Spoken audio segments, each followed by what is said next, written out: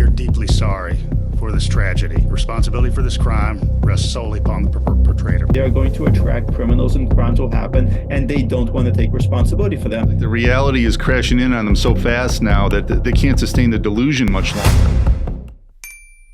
Welcome to No Border, No Country. What is going on with sanctuary cities in America? It's been a problem for a while now, and it seems to be getting worse. I'm joined by Judge Matt O'Brien. Matt, thanks for being here today again. Thanks. And we have a special guest with us today. Daniel Greenfield is a Shulman Journalism Fellow at the David Horowitz Freedom Center, as well as being an investigative journalist and writer. Daniel, thanks for joining us. My pleasure. Thank you. Okay, so you had an article in Front Page Magazine recently about an incident in Washington, D.C. regarding a person here illegally, legal trouble he got into. Tell us a little bit about the story you wrote. So Washington, D.C., as people may know, is a sanctuary city. If some Democrats have their way, it would be a sanctuary state because they like statehood for it, which, unlike some places which have been backing away from the status, reaffirmed it. And we had a really horrendous incident where there was an illegal alien who was using a fake name. He was in for, police had come out over an animal cruelty call, some of which had been videotaped. They came out, he opened fire on them. He wounded 3 officers. And, this is one of those stories that just gets treated as a local crime story, but it's also emblematic of what is going on around the country. Much of the crime rate is driven by major cities, something people don't necessarily know. The media very much focuses on these so-called mass shootings. If there's a school shooting, it's going to be on the news for a month. But most of the crime, most of the shootings, most of the violence is happening in major cities. It's also happening in cities that tend to be sanctuary cities. And the question is really what percentage of the crime rate is indeed driven by illegal aliens, by migrants? That's the debate we're having in the media. And of course, the media is predictably putting its hand on the scales and claiming that experts show that people who illegally enter the country are no more likely to engage in violence. Now, we have a number of cases. This is one of them. The Laken Riley murder is another. That show that we actually are being impacted significantly by illegal alien crime. Now, the organization that we are affiliated with, the Federation for American Immigration Reform, took a look at this, and they compared, I was actually one of the authors of the report, compared state criminal alien assistance program data to Texas DPS data. And the conclusion that we drew is that people who entered the country illegally were about 3 times more likely to commit crimes than immigrants who were lawfully here or U.S. citizens. Has that been your experience when you have looked at this kind of data? Well, first of all, I just want to say that FAIR is a wonderful group, and I definitely make use of its data when writing about immigration issues. But yes, obviously the first point is that people who illegally enter the country are already committing a crime, which is a point that is often overlooked. But it's not just, a technical point. It means that the people are more predisposed to commit crimes in general. If you start out violating the law, committing a crime, what's to stop you from committing more crimes? And the answer really is nothing. To even function here, in many cases, illegal aliens have to continue committing various crimes, such as identity fraud, identity theft, which in the DC case that we just discussed, he had stolen somebody's name, was using a fake ID. We're not even 100% sure if the name that we have for him is the actual name. And this is also often the case. So you start out with illegal border crossing, then you start out with identity theft. And how do you steal identities? Well, in many cases, these people are already involved with illegal organizations, whether it's cartels, whether it's other criminal groups that are smuggling them into this country, that are sponsoring them. It costs a good deal of money to be an illegal alien who's entering through the southern border. Some of these people are actually coming with the money. Others are being sponsored. We see this out of Asia. We also see this out of Latin America, which means these people are going into debt to criminal organizations. Once they're here, they start working for these criminal organizations. For Asians, for example, there's this entire bus network that moves people around in illegal low-wage pay. There are marijuana growing operations and other criminal operations, particularly those involved with cartels. So it's not as if, these people just cross the border legally, then they get regular jobs. That's the argument now. We need to get them work permits so they can work regularly. These people are in many cases sponsored by organized crime. Even if you get them work permits here and they're working in theory legally, we won't even parse what the term illegally means. The money is going to organized crimes. Dan, there was a crime on this topic in Georgia last month. Young girl Laken Riley was killed, and it's dominated the news ever since. We wanted to play a short clip here for you, a news story about the mayor of Athens who held a press conference recently, and then I'd like to get your thoughts on it afterwards. So let's take a look at this. Time for questions. You are guilty and got blood on your hands for this murder, sir. At a news conference in Athens on Wednesday, protesters accused Athens Clarke County Mayor Kelly Girtz of creating a sanctuary city in Athens, which they say led to the killing of Laken Riley, despite the suspect in the case, Jose Ibarra, being arrested previously. And no policies have been adopted by the mayor and commission that have created sanctuary city status in Athens. Protesters disagree, May 20, 2019. citing that on August 20th of 2019, a resolution was signed by Girtz in support of Athens' immigrant, undocumented, and Latinx community. You called me a white supremacist in your resolution. In the resolution, Athens Clarke County leaders denounced white supremacy. Girtz claims the political climate at the time necessitated that language.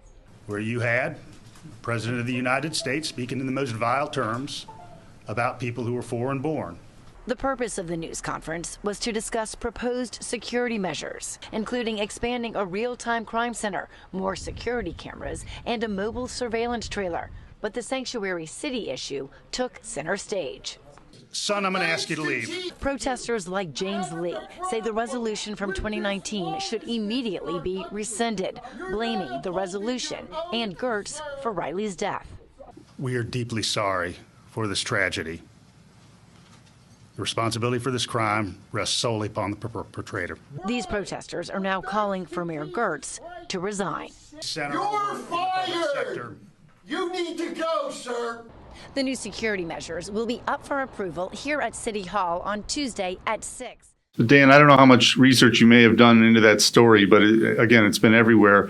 What is your take on that situation and what in reaction to what the mayor was saying there? So one of the things we need to do is walk back to the original rationalizations for sanctuary cities or sanctuary states. They didn't sell them on the idea that, we're just going to have a free-for-all day claim. And, Obama obviously most prominently made this claim that they were actually making things safer by not actually cooperating with immigration authorities. They would argue that the criminalization of illegal aliens, cooperating with immigration authorities prevented them from coming forward and reporting crimes, and that they were actually going to make places safer by not cooperating. And that was, of course, proven to be false. They certainly had no such intentions for doing so, and they would claim that they were, really exercising discretion, that they were really making things safer by avoiding frivolous immigration interventions and criminalizing people just because of their immigration status.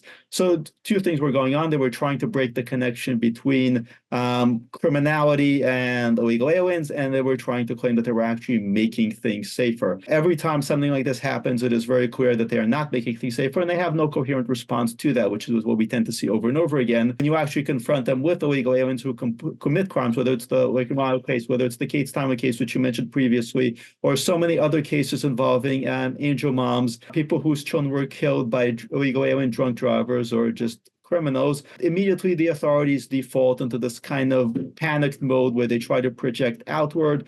They claim overall the policy is working perfectly well when they know exactly what the problem is. The problem is that they've chosen to decriminalize what is a crime. And as we discussed earlier on, crime follows a crime. You have people who start out engaging in criminal behavior, they're going to continue engaging in criminal behavior. The people whom attracted by places that either formally describe themselves as sanctuary cities or locations, or informally do so, who place any limits on cooperation with immigration authorities, they are going to attract criminals and crimes will happen, and they don't want to take responsibility for them. You could really respect their principles to some degree if they would at least take responsibility for it, if they would say, well, we believe the trade-off is worth it.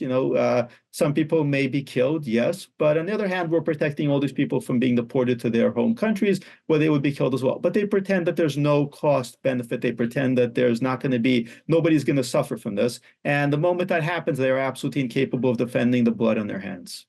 So, Daniel, what do you think it is about immigration law that prompts this kind of reaction? Because you never hear about, environmental law sanctuary cities or, Second Amendment. I can just see the people I grew up with in Massachusetts. If Massachusetts unilaterally declared itself a whaling sanctuary. So what is it about immigration that makes people think that it's just okay for everyone, including state governments, to ignore the federal immigration laws? The bottom line is that there's a double standard, and it's an ideological double standard.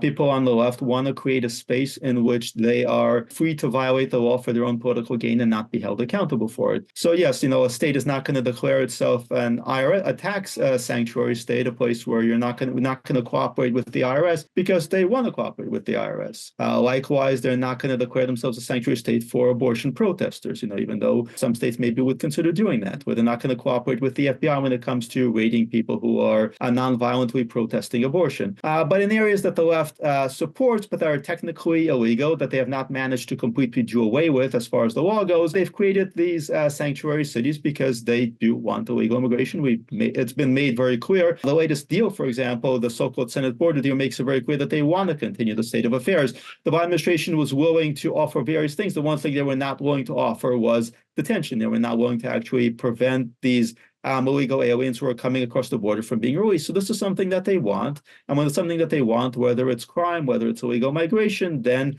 they will create sanctuaries for it, like Chaz, giving them space to destroy in Baltimore.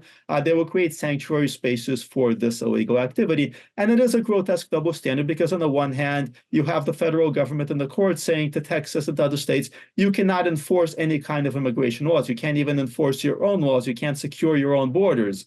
But on the other hand, states, of course, are able to entirely ignore federal laws. So there's supreme federal authority over immigration when it comes to, in theory, enforcing immigration law by not enforcing it, but states have no ability to, but states have the ability to completely ignore the enforcement of federal immigration law if they choose. Like California, they can entirely ban local enforcement, local sheriffs from cooperating with immigration authorities. So this is a double standard. It's the two sets of books that we see so often in American jurisprudence when it comes to the priorities of the left versus the priorities of normal Americans who want an end to the crime. They want an end to the flooding of their cities and their communities with mass numbers of invaders.